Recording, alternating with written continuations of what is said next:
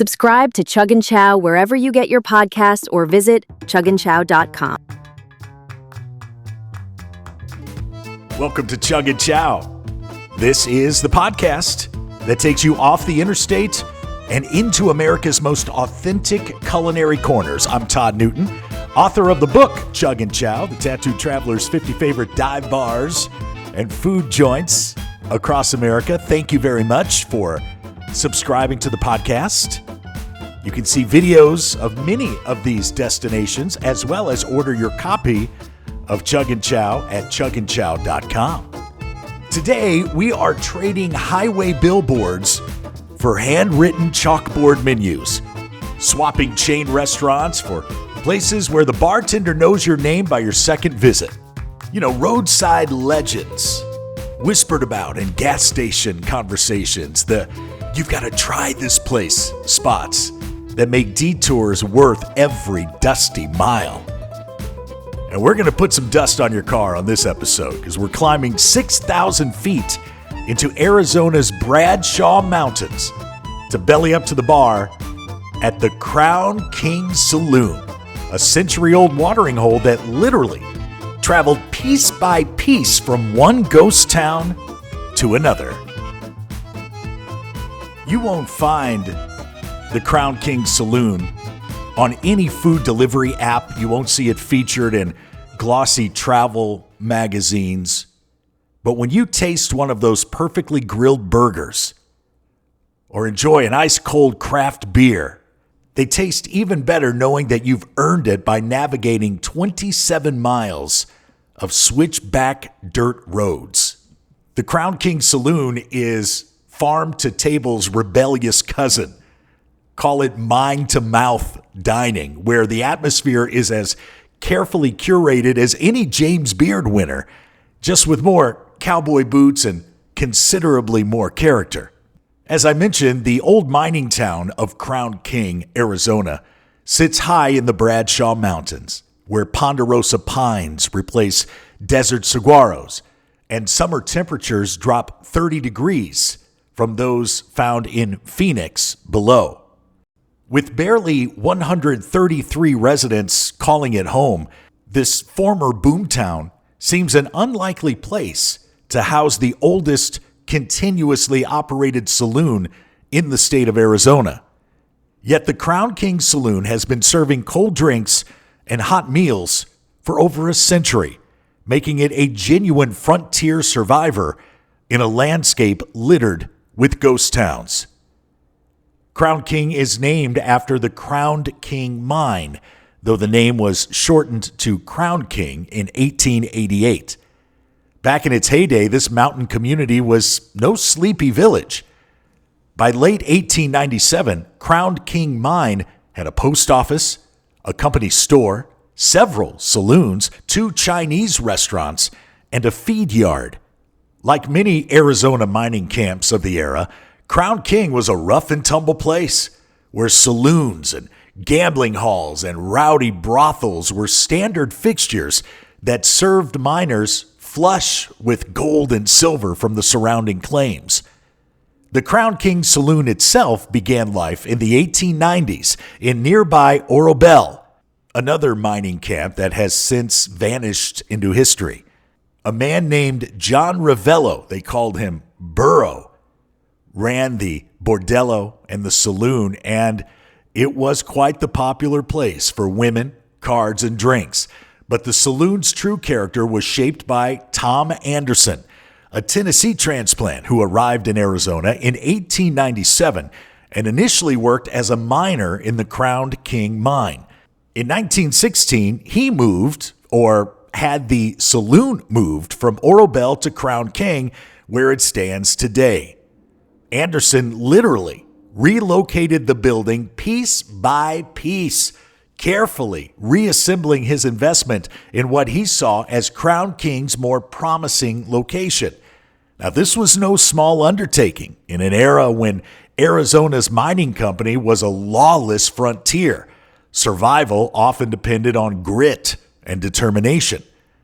During the late 1800s, the Arizona Territory was so remote and dangerous the Apache Indians were extremely hostile to outsiders, and prospectors entered the state in greater numbers only after the Apache Wars ended in 1872. Saloons weren't just businesses in these camps. They were community centers, post offices, and sometimes the only warm refuge in towns where miners, storekeepers, saloon keepers, and bankers followed the mineral strikes. Anderson ran his establishment until his death in the 1950s, making him possibly Crown King's longest-term resident. His saloon weathered Prohibition, numerous fires that swept through the wooden mining camps, and the gradual decline of the Bradshaw Mountains mining industry. Well, the mines have been closed since the 1950s, and for the past half-century, tourism has been the only reliable source of income in the area. But the saloon adapted and survived. Today, visitors who brave that winding 27-mile dirt road up from Interstate 17 find much of Anderson's vision intact. The saloon still occupies its spot at the end of Main Street, a 2-story wooden building with white pillars and a white picket fence on the upper patio. Inside, the walls display historical photographs chronicling Crown King's mining past, while room number 7 is said to be haunted by a ghost named Leatherbelly, a reminder of the establishment's colorful brothel days. The building serves today as both a restaurant and a gathering place, offering everything from craft beer to weekend live music. And overseeing it all while at the same time doing a wonderful job of preserving the saloon's history is Lori Wyatt, who runs the place with her husband and business partner. Lori, I want to thank you for joining us here on CHUG CHOW. When I say you got to drive up a 27-mile road, a lot of people may think to themselves, what? And ask, well, there's got to be a story. What's the story with that road? Can you give us a little background on that? So the road itself used to be an old railroad bed called Murphy's Impossible Railroad. I know you can find maps and things like that still if you do a Google search, but it was Murphy's Impossible Railroad. But I do know it did not run for very long. The cost of processing what they found up here in mining didn't really pay for the length of the railroad. So our understanding is it ran about 10 years or less. Well, we know from history books and from folklore that has been passed down from generation to generation, especially out in the Wild West there, wherever there were mines, wherever there were railroads, you had hard-working fellas that were putting in long hours underground or coming into those train stations after days on the railroad, and they wanted to blow off some steam. And they would do it at places like the Crown King Saloon, where it was often a saloon and a gambling hall downstairs, and you had the girls upstairs. Can you give us a little history on the saloon itself, the building? I know that it was in another town. The building, a portion of the building was in another town called Orabelle. And I believe it was taken apart when mining shifted up to the Crown King area. The building was disassembled and brought up by mules and then reassembled here in Crown King and opened up as a saloon, hotel, and restaurant. We have a photo of the gentleman that had the building moved with, we think it's his daughter, and on the side of the building it says hotel and restaurant, but we do know that there was a bar in here at that time also, and we think that was somewhere between 1910 to 1916. Yeah, and I love all of the photos you have on the walls that it's almost as if you're stepping back in time and really getting an insider's glimpse of what Crown King was like during that era. After you and your husband purchased the business and the building, did you discover anything that may have been hidden for generations, documents or memorabilia of any kind, equipment? We did find an old sign that says Anderson's Bar. and it's very faded and a little water destroyed. We remodeled one of the rooms upstairs and turned it into an office space. So we took that sign and just did a rough clean on it and put a clear coat on it, and it is upstairs in the office there. That's probably the oldest thing that's here original, but the bar itself is original. Well, let's talk about what you and your husband have done with the place. I've been there once, really enjoyed myself. CrownKingSaloon.com is the website. Looks like you're open every day except Tuesday. Mondays, Wednesdays, and Thursdays, you close around 8 p.m. Fridays and Saturdays, you stay open a little bit later there. You're also a cafe now. What are some of your top menu items? We serve chicken wings. Chicken wings is probably one of our most popular on our appetizer menu. We brought in chili. There's always been a chili on the saloon menu even prior to us coming in. So because the chili cook-off, the annual events are held here, there's always been a chili on the menu. We have a homemade chili that we do here. Ironically, before we purchase a saloon, my husband would enter the chili cook-off and won first place with his recipe, so that's the recipe we use in the saloon right now. Well, see, now I have to know. I've often said that I think chili might be the perfect food, and if your husband has won first place in that cook-off, is there a secret ingredient to his recipe? It's the oregano. The oregano. I love it.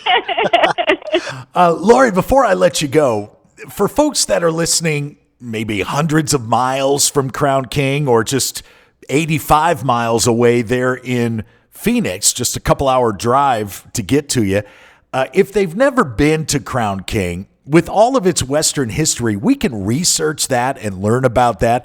But what's the vibe there today? What's the atmosphere in Crown King today? Well, I think definitely the town has sort of evolved on its own. There's more and more people hear about Crown King. The evolution of off-road vehicles has certainly changed. I mean, to bring a little of my history, I was a cabin kid. My parents built a cabin when I was about 12. There were no rental cabins. There were no Airbnbs. So it was quite different back then. It was mostly just people that had a residence here in Crown King that got together. So the saloon itself was kind of just a gathering place. For the most part, everybody knew each other on any given day. And now it is quite different. And we knew that before. My husband and I have had a cabin up here before, again, we purchased a saloon. So we were on the customer side. You know, to hear you talk about it, Lori, it reminds me of a Bisbee, Arizona, or a Jerome, Arizona. The small town charm and the history is such a beautiful secret that you wish you could keep forever. But sooner or later, the word's going to get out. People are going to want to experience it. And even the locals are going to start to see dollar signs at some point, right? Good or bad, you know. I mean, we're definitely more of a tourist trap now. I see. Daytime crowds, people just come and go quickly. They come up, they have their meal, have a couple of beverages, and they speed away, you know? Yeah. Now, you and your husband originally, or for a very long time, lived down in the Phoenix, Arizona area. And the story of how you became the owners of the Crown King Saloon and Cafe is an interesting one. It's not your typical retirement investment story. Can you share that before I let you go? Yeah, my husband actually started bartending for the previous owners. We were friends with the previous owners when they purchased it. This saloon's been through a few hands, different changing hands. So we've known quite a few of the past owners.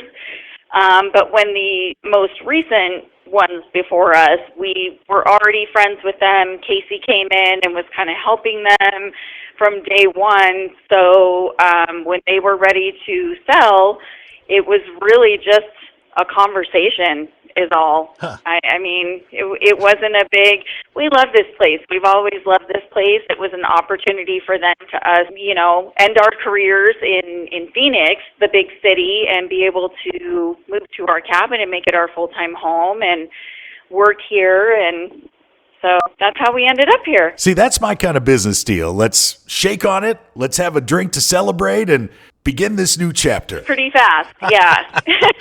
Lori Wyatt, co-owner of the Crown King Saloon in Crown King, Arizona. Thank you so much for your time. I have a copy of the book, CHUG CHOW, just for you. I'll bring it with me next time I stop in for some of your husband's award-winning chili. Deal? I love it. Please do. And don't forget to sign my copy. Are you kidding me? I just need to sign it before I get my hands on some of those wings. Otherwise, you'll have sauce all I love it. That's even better. I'll look forward to it. All the best, Lori. We'll see you soon. Sounds good. Thank Bye-bye. you. That was great. The Crown King Saloon is a tangible link to the hardscrabble mining frontier that built the American West, one drink at a time. And as we wrap up another episode of the CHUG CHOW podcast here, I hope we've inspired you to take that scenic detour, to choose the gravel road over the highway, and to discover that sometimes the best meals come with the best stories attached. And while you're planning your next road trip adventure, make sure you're subscribed to this podcast wherever you get your podcasts. Hit the subscribe button, leave us a review if you're feeling generous, and share your own discoveries with us. You can always email me, todd@thetattooedtraveler.com. Always hunting for new leads on those magical places that make your travels more than just getting from point A to point B. Because at the end of the day, the best meals aren't just about the food. They're about the journey. They're about the people you meet. If you haven't already ordered your copy of CHUG CHOW, the book, you can do so on Amazon and on chugandchow.com. Remember that for every copy sold, we provide 10 meals to families that are experiencing food insecurity. That's a beautiful thing. I'm Todd Newton, and until we meet again, a little further on down the road, travel safely. CHUG CHOW is produced by the host with the most LLC. All rights reserved.